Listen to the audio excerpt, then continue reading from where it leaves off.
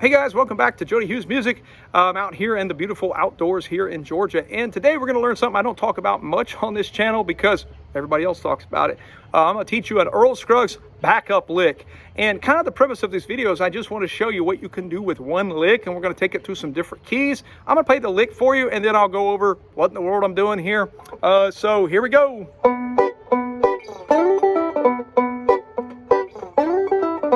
I highly recommend listening to the old album Foggy Mountain Banjo. You're going to hear Earl Scruggs doing all kinds of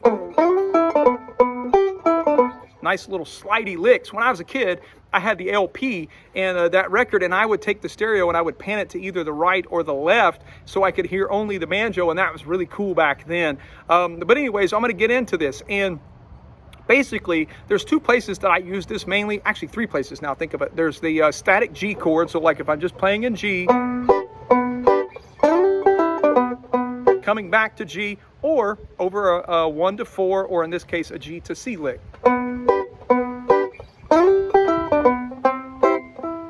Another place I use it is over 5 to 1, so if I'm in G. Okay, so let me break this down for you. It's a little windy here, so if you see my hair going, there's not a fan in front of me. That's just the old Georgia wind. So you're going to slide into the 8th fret of the 2nd string, and I want you to hit that twice. And then come to the 9th fret of the 3rd string, 7th fret of the 3rd string, and 9th fret of the 4th string. So here's the whole thing. Now, you're probably saying, well, you haven't told me what to do with my right hand, man. So I'll get there. So what we're going to have, the most important thing is to understand that there is a rest on beat 1. So 1, 2, 3, 4, 1. Okay, your right hand, this is how I do it anyways. There's a couple ways you could do it, but I'm going to go pointer, pointer, thumb, index, thumb. So pointer, pointer, thumb, index, thumb. Here it goes. Just try it over a static G chord first. Now, the other thing you could do is you can go into this C chord here, like that. Now, the way you do this is you're going to go G,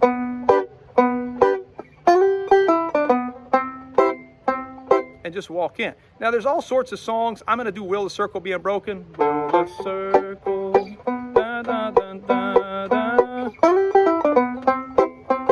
You put it on that 4th bar. So basically, you have 4 bars of G, and on that last one, that walks you up to that C chord. There are, let's see, 9-pound hammer. Right there. This is not a singing video. It's a humming video. Those are kind of the places that I would say try it right off the bat. And some people obsess over, like, where do I slide from? It does not matter. As long as you get to the 8th fret of the 2nd string, you are good.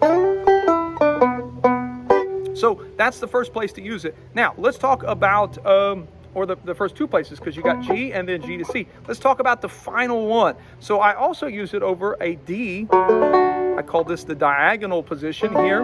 And you can go and walk it into the G chord up there. So if I'm playing 9-pound hammer again,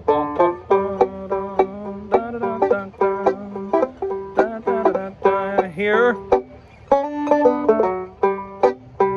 that's a 5 to 1. So you got static 1 chords, static 1 to 4s, and 5 to 1s. Those are the places to use it. Now watch this. I'm going to do 9-pound hammer, and I'm going to put it everywhere possible.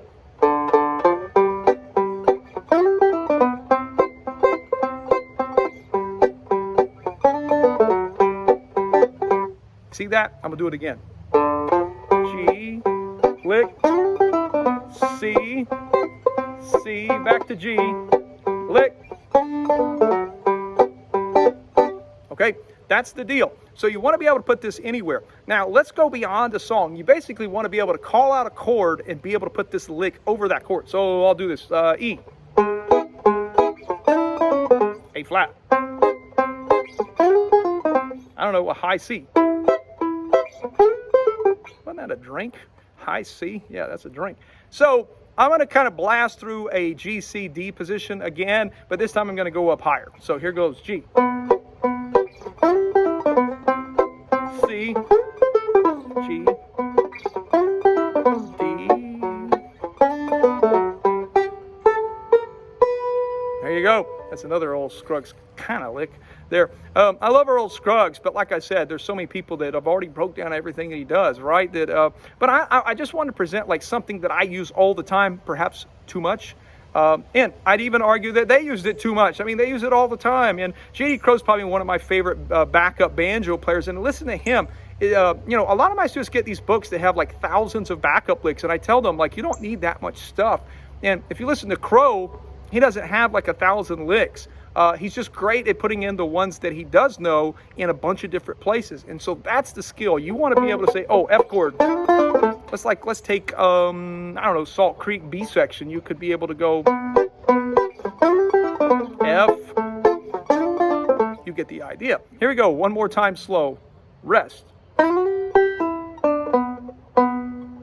That's the lick. Okay, so I feel like I'm going to do a fashion show here. If you haven't seen my old new t-shirt, what is that? Old, new t-shirt. It's been on there for a bit. On Teespring, I always forget to show this off. It's on I'm on a Roll, and it's got your 4 main rolls. That's the pun. And go check that out on Teespring. That's the extent of my t-shirt salesmanship on today's video. Also, over on my Patreon video, on my Patreon website, we are doing Maiden's Prayer and Soldier's Joy. I had some requests to break down a little bit of the Maiden's Prayer, so I'm going to go over that over there. I'm also going to be putting up some new stuff probably next week over some chords. I think augmented chords is where I'm going to go next, in addition to Maiden's Prayer. And also, I like to hit it kind of hard there at the beginning of the month. So come the very first week of May, I'll be putting up a couple new videos. Thanks for those of you that have been supporting me. It's so appreciated in all the comments. If you want to see something that you haven't seen on this channel, just throw it into the comment section. There's so much material to cover that sometimes I don't know where to begin and end.